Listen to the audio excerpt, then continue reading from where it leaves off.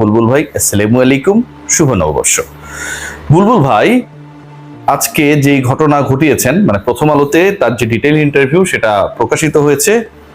মাহমুদ মারিয়াম বাপ্পি যে ইন্টারভিউটা নিয়েছেন, আমাদের সহকর্মী, স্নেহের ছোট ভাই, এবং সেই ইন্টারভিউর প্রত্যেকটা জায়গায় তিনি যেই মিথ্যাচার, নিজের মতো করে তথ্য প্রদান, কঠিন প্রশ্নে এটা আমি পরে জানাবো, এই টাইপের যে ঘটনাগুলো ঘটিয়েছেন, এবং বাংলাদেশ ছাপিয়ে বুলবুলের যে বাটপারি, যেই মিথ্যাবাদিতা, যেই সততা শেষ পর্যন্ত ক্রিকেট আয়ারল্যান্ড পর্যন্ত টাচ করে গেছে, সেটা বিকেল হতে হতেই চোখের সামনে আঙুল দিয়ে দেখিয়ে দিয়েছে।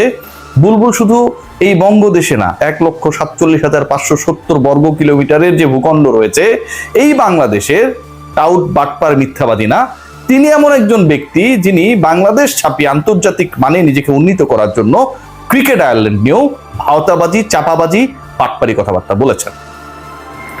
ক্রিকেট আয়ারল্যান্ডের ঘটনাটা কি, সেই ঘটনাটা একটু আপনাদেরকে জানাতেই হয়, এবং সেই ঘটনাটা হচ্ছে এটা যে বাংলাদেশ যখন আয়ারল্যান্ডের সাথে গ্রুপ চেঞ্জ করা নিয়ে ওয়ার্ল্ড কাপে কথা হচ্ছিল, টি-20 ওয়ার্ল্ড কাপে, সেই সময়টায় আমিনুল ইসলাম বুলবুল সেই সময়টাকে দাবি করে মাহমুদ মারিয়াম বাপ্পির যে ইন্টারভিউ সেখানটায় উল্লেখ করেছেন। কি উল্লেখ করেছেন? উল্লেখ করেছেন যে আয়ারল্যান্ড বাংলাদেশের সাথে গ্রুপ চেঞ্জে রাজি ছিল, and we had got a letter, বাংলাদেশের সাথে গ্রুপ চেঞ্জ করে আয়ারল্যান্ড বাংলাদেশের গ্রুপে আসবে, বাংলাদেশ আয়ারল্যান্ডের গ্রুপে চলে যাবে। সেটার ব্যাপারে একটা অফিসিয়াল চিঠিও তারা শেষ পর্যন্ত পেয়েছেন। কি কারণে সেই গ্রুপ চেঞ্জ হলো না, কি কারণে বিশ্বকাপ খেলা হলো না, সেই প্রশ্নের উত্তরে আবার তিনি বলেছেন এটা আমি পরে বলবো। পরবর্তীতে আমাদের শিহাব এ খান, তিনি ক্রিকেট 97 এর এডিটর, তিনি যোগাযোগ করেন ক্রিকেট আয়ারল্যান্ডের সাথে। আজকে বিকেল নাগাদ এই ঘটনাটা ঘটেছে, এবং ক্রিকেট আয়ারল্যান্ডের সাথে যোগাযোগ করার রেসপন্সে ক্রিকেট আয়ারল্যান্ডের মুখপাত্র হিসেবে যিনি কাজ করেছেন তিনি ক্রেগ এস ডাউন, তিনি বলছেন, unfortunately the statement is not accurate, we were never supportive of moving groups. যে স্টেটমেন্টটা আমিনুল ইসলাম বুলবুল দিয়েছেন, সেই স্টেটমেন্টটা আয়ারল্যান্ড ক্রিকেট বোর্ড নোটিস করেছে, and unfortunately the statement was not accurate, এটা Ireland cricket board, Irish cricket board আজকে জানিয়েছে। এবং Irish cricket board Shihab A খানকে এটাও জানিয়েছে যে কোনো ধরনের অ্যাক্টিভিটি, কোনো ধরনের পসিবিলিটি, কোনো ধরনের অফিসিয়াল অ্যাক্টিভিটি ছিল না গ্রুপ মুভিং এর ক্ষেত্রে, মানে বাংলাদেশের গ্রুপে আয়ারল্যান্ড, আয়ারল্যান্ডের গ্রুপে বাংলাদেশ। আমিনুল ইসলাম বুলবুল আজকে সারাদিন ব্যাপী যেই মিথ্যাচারগুলো বলেছেন, মিথ্যা কথাগুলো বলেছেন, এবং সেগুলো সারাদিন ব্যাপী বিভিন্ন জায়গায় যেভাবে প্রচারিত হয়েছে, কার্ড আকারে, রিপোর্ট আকারে, কন্টেন্ট আকারে এসেছে নানা পদে, সেখানকার সবচেয়ে বড় যে পয়েন্টটা সেটা ছিল যে তিনি আন্তর্জাতিক পর্যায়ে বাংলাদেশের ক্রিকেটে, বাংলাদেশের বিশ্বকাপ খেলা নিয়ে আইরিশ ক্রিকেট বোর্ডের সাথে তিনি নেগোসিয়েশনে সফল হয়েছিলেন, সেটার অফিসিয়াল চিঠিও নাকি তারা পেয়েছে। অথচ আয়ারল্যান্ড ক্রিকেট বোর্ড বিকেল নাগাদ যোগাযোগ করার পর, যেটা আপনারা এখন দেখছেন, যেটা এই মুহূর্তে এখানটায় অন এয়ার হচ্ছে, দাবি করছে যে এরকম কোনো ধরনের ঘটনা ঘটেনি। আনফরচুনেটলি এরকম কোনো ধরনের বাংলাদেশ ক্রিকেট বোর্ড এবং আইরিশ ক্রিকেট বোর্ডের মধ্যে এগ্রিমেন্ট হয় নাই, যেখানটায় গ্রুপ মুভ করা নিয়ে তারা এগ্রিড ছিল।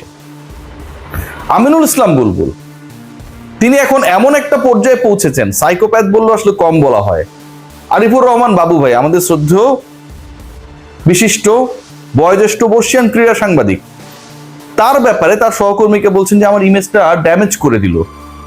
এই বাবু ভাই এত বড় একটা তাকে নিয়ে কিছুক্ষণ আগে লিখেছে যে আমিনুল ইসলাম বুলবুল তার কাছে কতটা শ্রদ্ধাস্পদ ছিল, বা স্নেহের ছিল, বা রেসপেক্টেড ছিল। ছোট বড় তো আসলে পার্থক্য না, তার কর্মের কারণে। কিন্তু তিনি যখন এই বাটপারি টাইপের কথাবার্তা বলেন যে তার ব্যাপারে সত্য কথা লিখলে সেটা তার ইমেজকে ড্যামেজ করে দেয়, বাবু ভাইদের হৃদয়ে রক্তক্ষরণ হয়। আমি বাবু ভাইকে বলবো যে এত সময় ব্যয় না করে, এত বড় করে তার ব্যাপারে না লিখে পরিবারকে সময় দেন।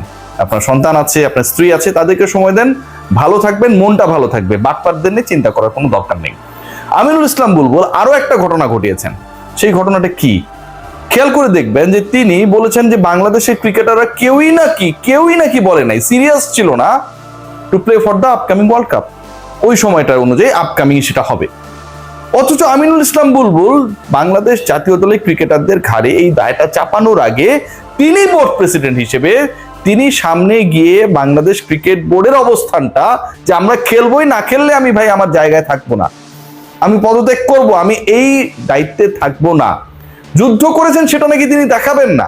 কি এমন যুদ্ধ তিনি করলেন? Bangladesh cricket board, Indian cricket board, ICC, PCB নিয়ে যা ঘটনা ঘটেছে পুরো পৃথিবীর লোক সেটা দেখেছে। যারা ক্রিকেট ফলো করে বাংলাদেশে, ভারতে, ভারতের বাইরে যারা ক্রিকেটটা ফলো করে সবাই ঘটনাগুলো জেনেছে। শুধুমাত্র বুলবুলের সেই যুদ্ধের খবরটা কেউ জানে না। বুলবুল কিভাবে যুদ্ধ করেছেন সেটা তিনি বলতেও চান না। কাইট ডিপ্লোমেসিতে সফল, আইসিসির হাজার হাজার কোটি টাকা তিনি বাঁচিয়ে দিয়েছেন, অথচ বাংলাদেশকে খেলাটা তিনি এনশিওর করতে পারেন নাই। তিনি আসলে কার এজেন্ট তাহলে? ইন্ডিয়া পাকিস্তান ম্যাচ হওয়ানোর ক্ষেত্রে তার যে ধরনের দৌড়ঝাঁপ, ফারুক আহমেদের মতো একজন বর্ষিয়ান সংগঠককে না জানিয়ে রাতের আধারে তিনি করাচি চলে গেলেন। ফারুক ভাইয়ের কথা মনে পড়ার কারণে ফারুক ভাইকেও সম্মান জানাতে হবে। ফারুক ভাই, আসসালামু আলাইকুম। সেই আমিনুল ইসলাম বুলবুল কার সাথে তাহলে কাজ করলেন? বাংলাদেশ ক্রিকেট বোর্ড, তামিম ইকবালের ক্রিকেট বোর্ড ক্রিকেটারদের ম্যাচ ফি বাড়িয়েছে, স্যালারি ইনক্রিজ করেছে, সেটাও নাকি অ্যাডহক কমিটির কাজ না। তাই ক্রিকেটারদের যদি বেতন বাড়ে, ম্যাচ ফি বাড়ে, ক্রিকেটার যদি তুলনামূলকভাবে বেটার লাইফে যান, সেই ক্ষেত্রে আসলে সমস্যাটা কোন জায়গায়? আপনি যখন অন্তর্বর্তীকালীন সভাপতি ছিলেন, 2 নম্বর ইলেকশন করে ইলেক্টেড হবার আগে আপনি যে 3-4 মাস দায়িত্ব ছিলেন, সেই সময়টায় আপনি কি এই ধরনের কোনো ফিনান্সিয়াল ডিসিশন নেন নাই? যদি নিয়ে থাকেন তাহলে সেই কাজটা তো আপনি করেছেন। এখন যখন এই ক্রিকেট বোর্ড 6 দিনের মাথায় ক্রিকেটারদের স্যালারি বাড়িয়েছে, ক্রিকেটারদের ম্যাচ ফি বাড়িয়েছে, ঢাকা প্রিমিয়ার লিগ মাঠে গড়ানোর ডেডলাইন মোটামুটি চূড়ান্ত হয়ে গেছে, অংশগ্রহণকারী দলগুলোর সাথে আলোচনা হয়েছে এবং ঢাকা প্রিমিয়ার লিগ হবে, এরকম একটা ইতিবাচকতা বিরাজ করছে, তখন আমিনুল ইসলাম বুলবুল জানান দিচ্ছেন এটা নাকি ক্রিকেট বোর্ডের এই মুহূর্তের কাজ না। ক্রিকেট বোর্ডের কাজ কি? আপনার মতো অ্যাডহক কমিটি বা অন্তর্বর্তীকালীন সময়ে 2 নম্বরই করে কিভাবে ইলেক্টেড হওয়া যায় সেটা এনশোর করা। আমিনুল ইসলাম বুলবুল, বাটপার বুলবুল, মিথ্যুক বুলবুল, যিনি ক্রিকেট আয়ারল্যান্ডকে নিয়েও মিথ্যা কথা বলেছেন, সেই আমিনুল ইসলাম বুলবুল তার এখান থেকে দায়িত্ব থেকে সরিয়ে দেওয়ার পর, অবৈধ সভাপতিকে সরিয়ে দেওয়ার পর বলছেন এসএসসির একটা বড় চাকরি তার জন্য রেডি ছিল, যেই তিনি আগামী 4 বছর বিনা বেতনে কাজ করার কথা বাংলাদেশ ক্রিকেটের হয়ে, সেই তিনি বাংলাদেশের ক্রিকেটের অতীত হয়ে যাওয়ার মাত্র 5-6 দিনের মধ্যেই কোনো একটা জায়গায় বিশাল চাকরি ছিল, মানে বিশাল বেতন রেডি ছিল, সেটা শেষ পর্যন্ত তার জন্য হলো না। সেটা নিয়ে হাসফাস করছেন, হায়তাস করছেন। তাহলে কি ক্রিকেট বোর্ডে যতক্ষণ তিনি কাজ করেছেন কোনো একটা জায়গা থেকে তার অস্ট্রেলিয়ান অ্যাকাউন্টে এইউডি, অস্ট্রেলিয়ান ডলার ঢুকেছিল? আমার কাছে তো মনে হয় ঢুকেছিল। না হলে হুট করে বিসিবিচ্যুত হবার পর তার এত কেন টেনশন, এত কেন ভাবনা, এত কেন চিন্তা? কারণ একটাই, জায়গা মতো লাথিটা খেয়েছেন। এরকম মিথ্যুক মানুষ বাংলাদেশের ইতিহাসে খুব কম এসেছেন। যারা এসেছেন আমার কাছে মনে হয় তারা খুব খুব বেশি আমিনুল ইসলাম বুলবুলের প্রতি জেলাসী। তার মতো এত বড় অভিনেতা তারা হতে পারলেন না। সবাই ভালো থাকবেন। Take great care.